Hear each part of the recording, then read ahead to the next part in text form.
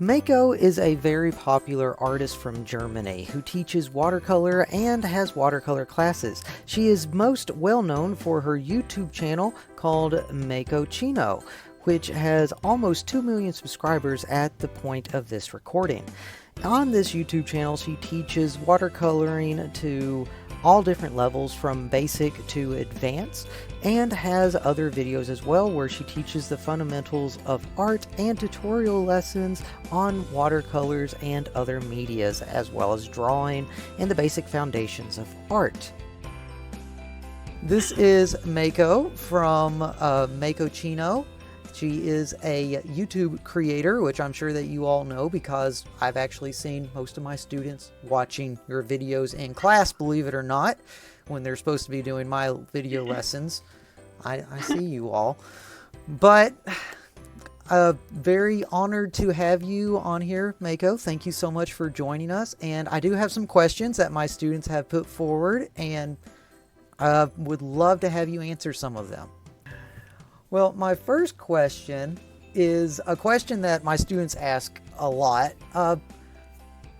I want to be an artist when I grow up, but I don't know where to start. Is there any tips or advice that you can give me for how to get noticed or where to begin? So I think you can, like, there's no, I feel like sometimes people overcomplicate the whole process. So if you want to become an artist, just like use the time to now, like you have to practice, to paint, and just really evolve your, like, I don't want to say like art style or something like that, because again, people get too caught up in that, but just like learn how to draw, how to paint, look for what you like to actually paint, and just practice your craft without constantly just worrying or comparing yourself to others. And because when I grew up, we didn't have Instagram, we didn't have YouTube, so it was only me drawing or painting, and only me comparing my old art to my current art. So just like focus on that and practice, and look for ways like for what you want to actually improve. For example, instead of like saying, oh, this is not good enough, this is not good enough, just look, okay, this worked really well. I think I know how to do this, but I'm still struggling with this part. So instead of like, like people are like drawing things with the arms in the back or just one eye, like the stereotypical drawing thing, just like really, okay, I'm struggling with this, and then focus on drawing that and practicing that.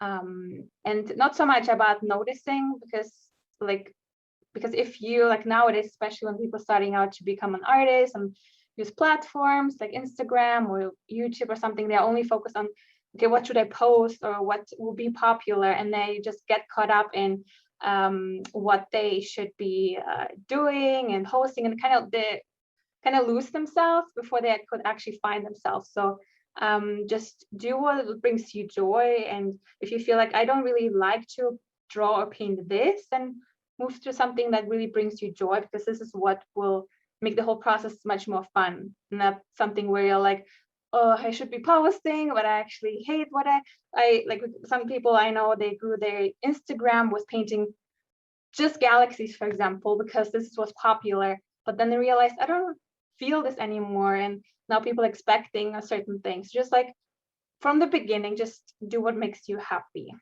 Next question. What or who is your favorite artwork or artist? Artwork artist. I have I don't have like one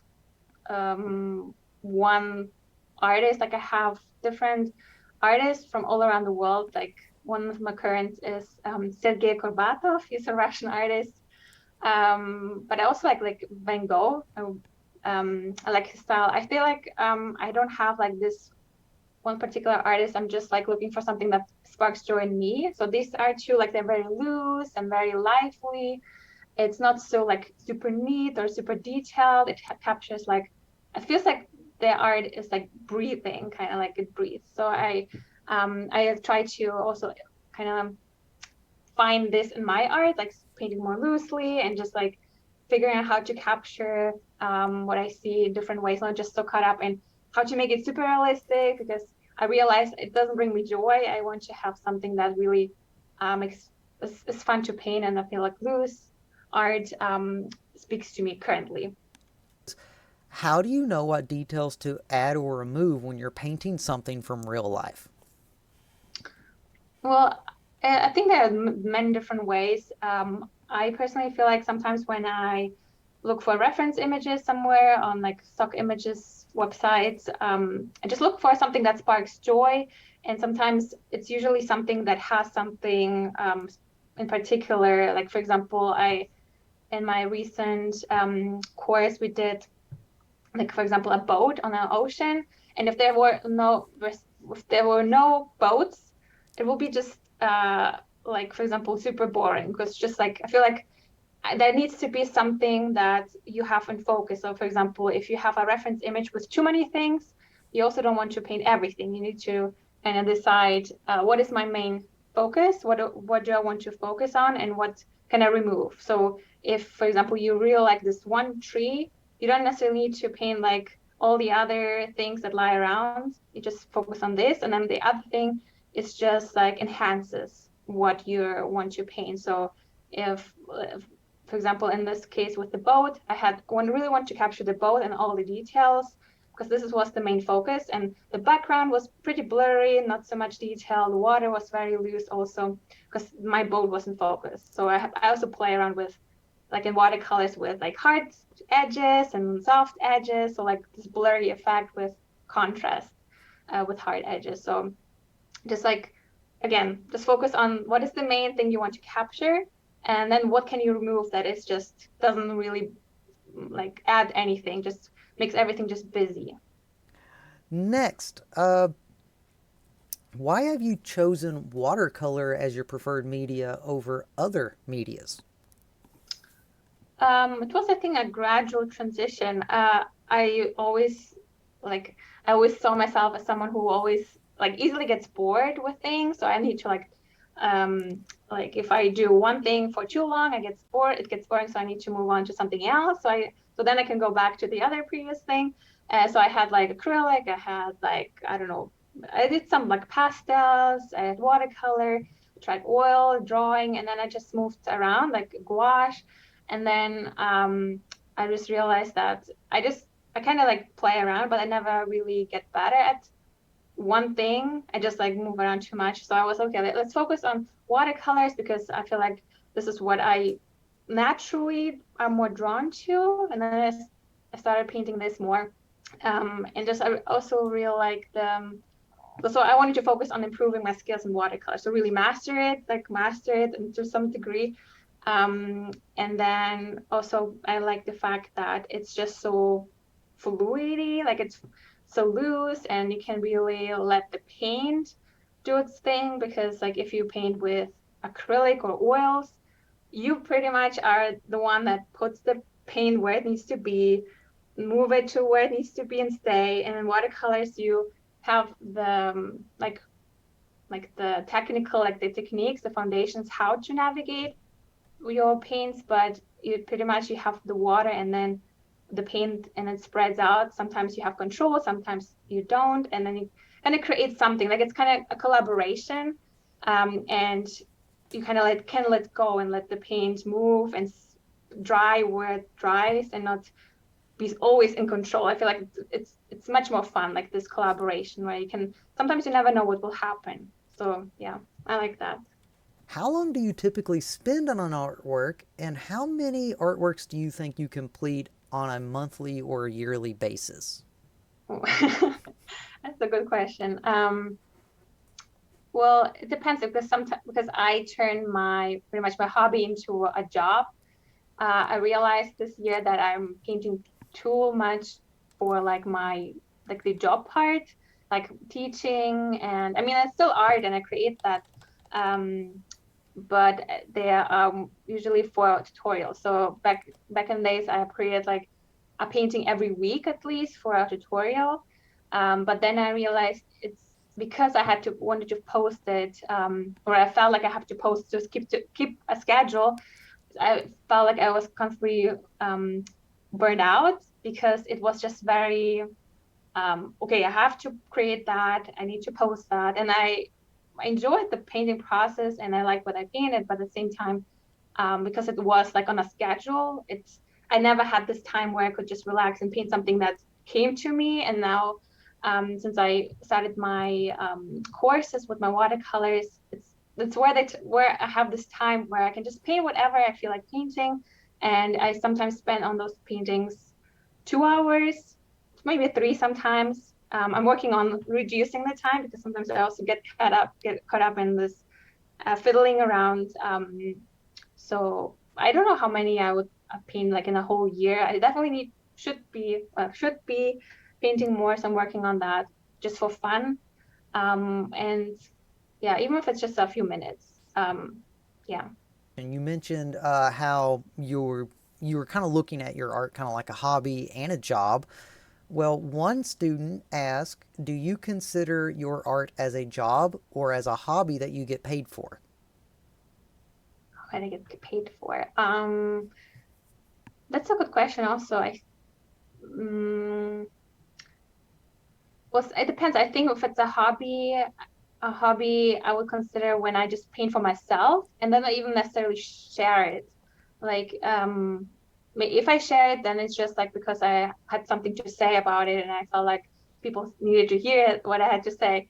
Um, but when it comes to like my course, I feel like this is more like a job because you have to, because I'm teaching it and it's different to this, you sitting down, painting for yourself. No one is watching, no camera is recording, no, nothing is involved in it, just you and the painting. So I think if it's a course, then it's more, more like a, well, it's still a hobby, but I treat it still professionally. So then it's a job because I want to show up professionally in what I do. Um, and yeah, so there's this like, if it's a hobby, I just do it for myself without capturing it. And then the professional part, um, a hobby that I get paid for, but I still treat it as a professional, like a job. That's a good answer. Uh, okay, so this one, there's actually two questions. I'm going to separate them. How do you begin to grow your business as an artist or a creator? Start a business as a creator. Yeah, like Or a YouTube creator, content creator. Like, how do you grow your business or how do you begin as either an artist or a YouTube creator? um, so I think I would just first start like with thinking about like what is your goal with what you want to start, like because sometimes when we start again we just do random things, we never know, are we on the right track or is this working, are we like, is this like what's happening. So if, for example, if you would like to start a YouTube channel or an art channel on Instagram, we want to think about what are you like, what is your goal, not just like I want to like make money or something like that with the art, but like um maybe you want to connect with other people, maybe you want to create art that speaks to someone, that helps people to have a certain energy. And just sharing your art, like if you're on Instagram, I would just like share your behind the scenes, your paintings when they're finished, or just like the story behind. I feel like whenever I like show more of my personality or just like connect with people through like what I was thinking through my painting, or that I was like thinking I couldn't paint anymore because completely forgot. It just feels like people can relate to you and they want to be part of your journey. So even if you decide to change what you're painting, you kind of still take those people with you as you evolve. So I would, yeah, so know what you stand for, like what are your values, what is your mission, and just be consistent in what you're posting. I because um I wouldn't do random things. Like you can experiment, like try different things.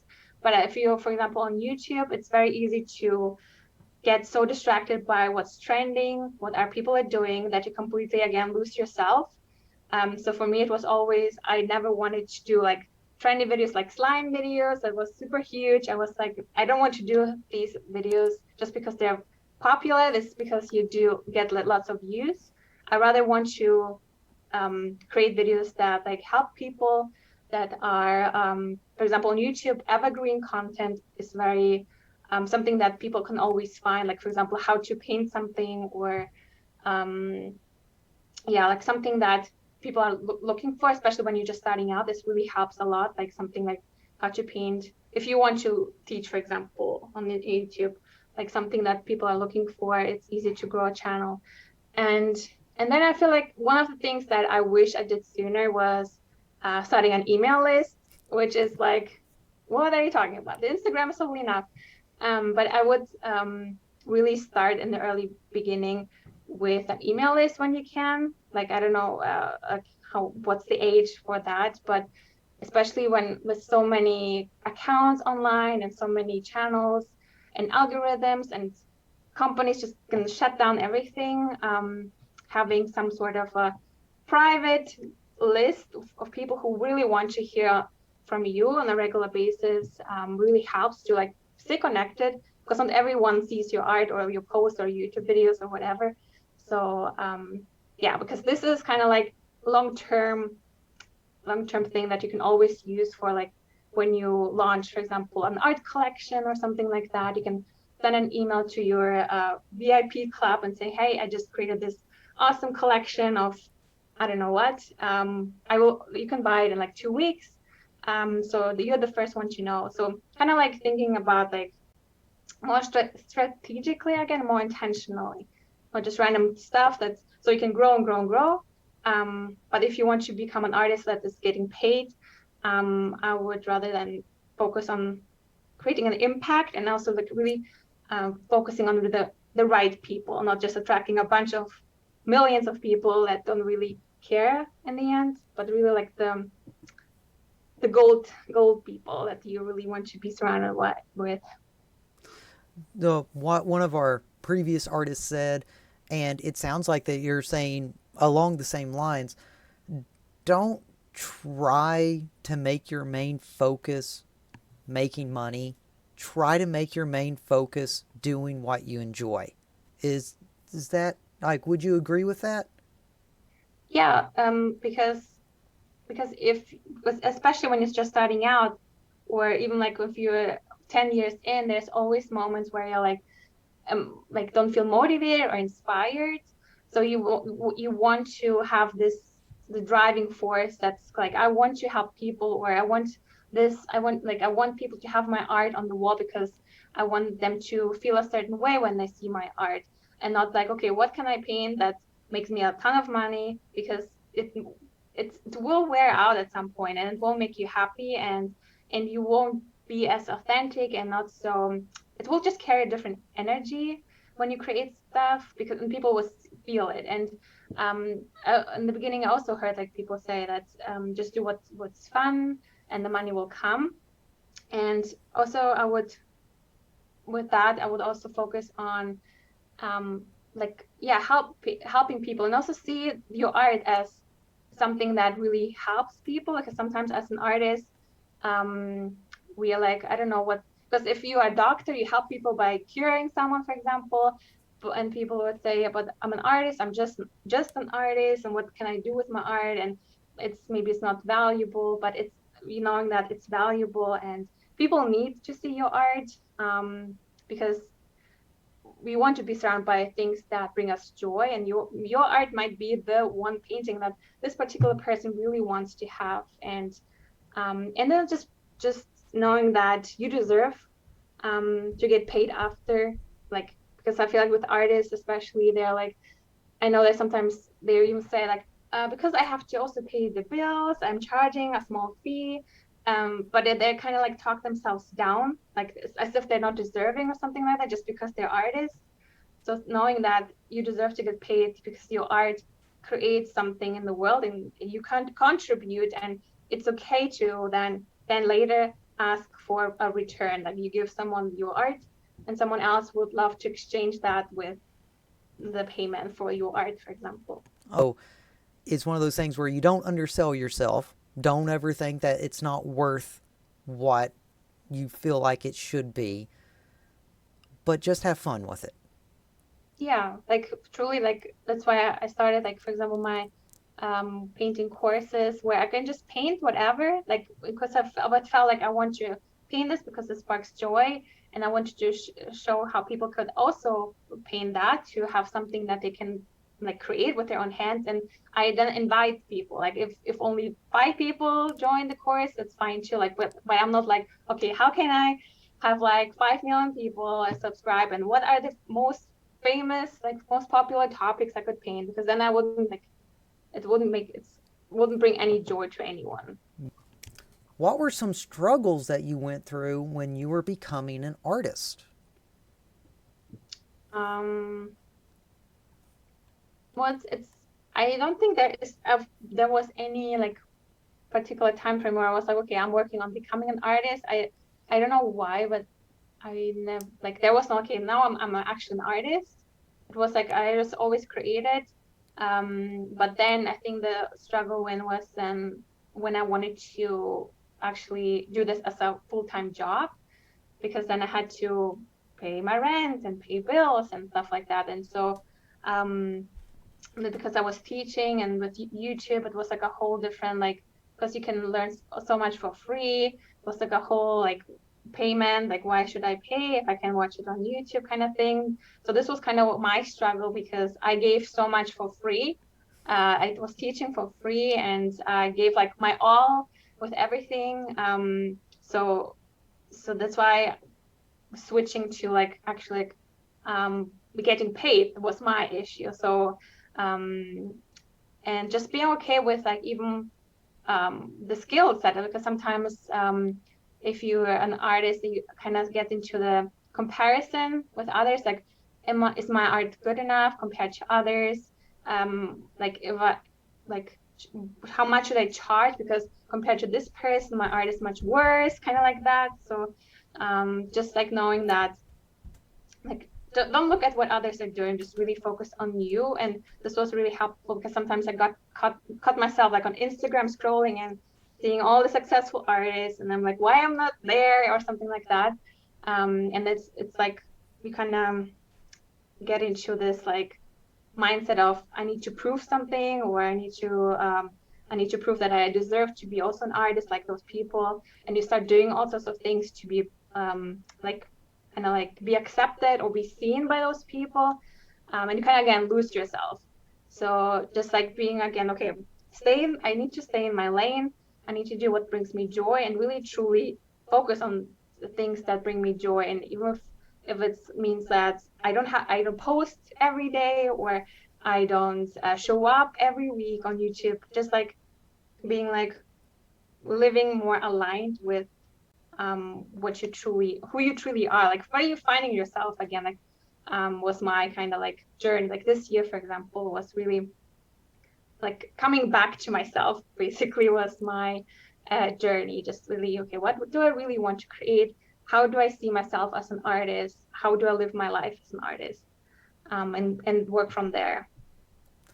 So you mentioned that you were making a shift from, I assume you had a full time job somewhere and you were making a shift from that to becoming an artist.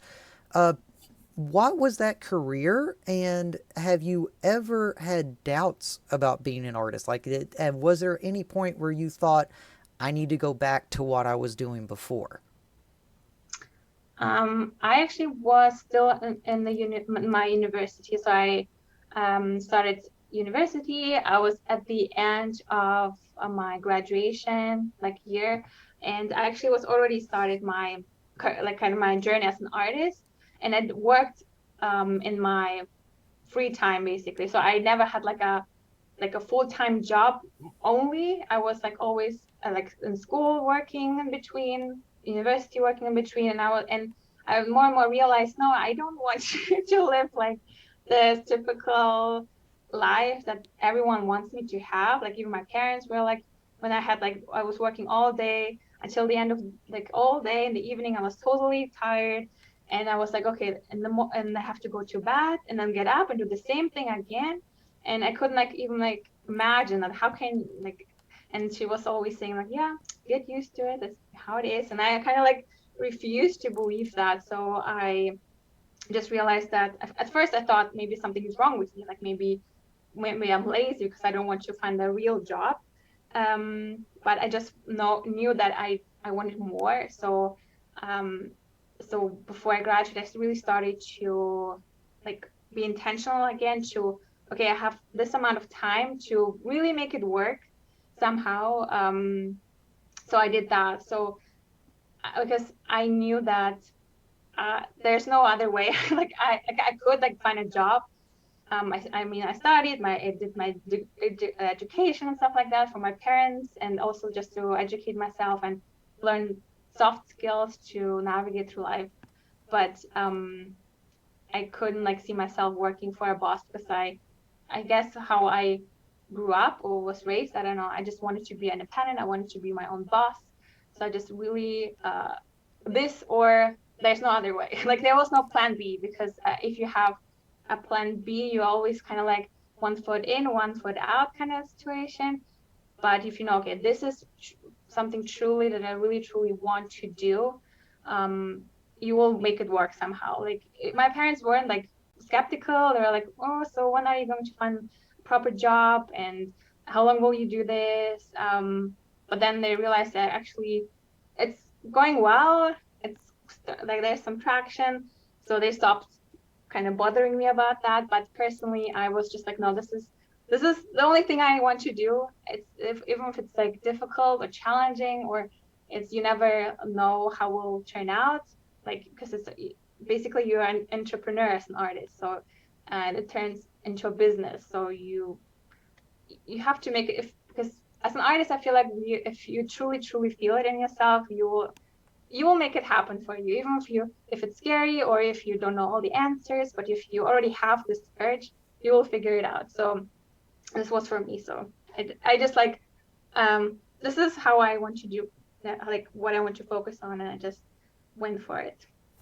Where does your inspiration come from?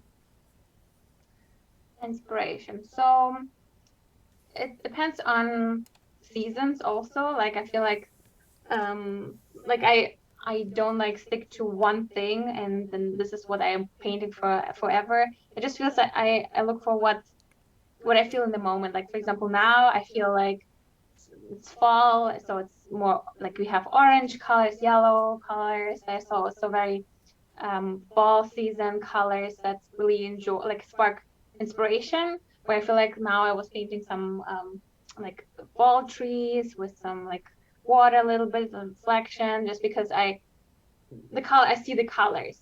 But if it's like for example a summer, maybe I will feel more like painting oceans um, and and yeah, I just like really thinking about like what really sparks joy because sometimes I look through reference images for some inspiration what to paint and I just see like lots of pretty things but it just doesn't spark any joy, it doesn't really speak to me. So I just like look for what speaks to me in the moment and just create that. And sometimes it's just that you just well sometimes you kind of want to sit down and just like paint something until it comes like something comes out like something that you didn't expect. But sometimes you also want to just like have a break also like pause and maybe like walk around, do something fun, watch something completely unrelated to what you're doing, and maybe you notice some patterns here and there, or maybe like colors that you like this beautiful like contrast between those specific colors that really spark some ideas. And then just like don't force it. Like sometimes when you stop forcing something, that all the answers will come. So having just like this, okay, just allowing to come, like allowing inspiration to come through you, and your painting to come through you really helps a lot. Um, and I mean, this is different, like to motivation. Like sometimes people wait for motivation, but for inspiration, like just don't force it, pretty much. Why do you make art? Why do I make art? Because it makes me happy. It calms me down. Like sometimes I forget about how relaxing it can be. Only after when you finish something, you're like, ooh, I feel so much happier, so much calmer, so much relaxed. Um, and I like to see like my own progression.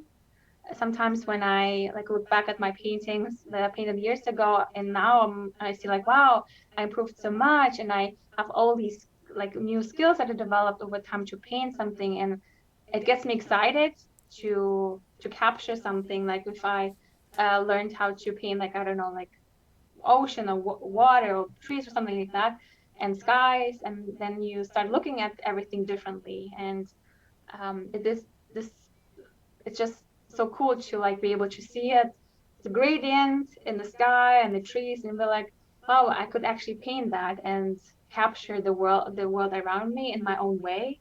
And then just if I feel like it, I can show it with others, and um, just allow them to also enjoy what I created, because sometimes as artists we are so critical. We create something and no, it's not good enough, I can't show it. But I actually realized that if I feel like painting something and I painted it, and even if I'm not 100% happy with it, there's always someone who really enjoys the painting, because this is something that's perfect to them. If it and if this brings someone joy, then it's amazing.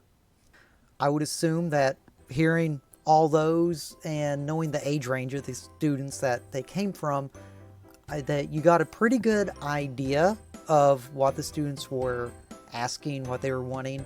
Do you have any closing words for them? Anything that you'd like to say, or maybe something that you would like to mention that wasn't asked? Um, that they matter, that what they do matters, who they are matters, and that they're as you like one thing that I learned for myself was that we don't have to prove anything to anyone. We should just be like ourselves and do what makes us happy, share the things we create with others that makes us happy, and knowing that what we do matters and it's valuable, and it doesn't matter if someone doesn't like validate you or validate your art. Like as people say, do you do your own thing, and know that everything will turn out for the best. And just trust the process, even if you can't see it right now. Maybe something is like not working, or you're something is like bothering you, or you wish something was different. Know that everything unfolds exactly the way it is supposed to. So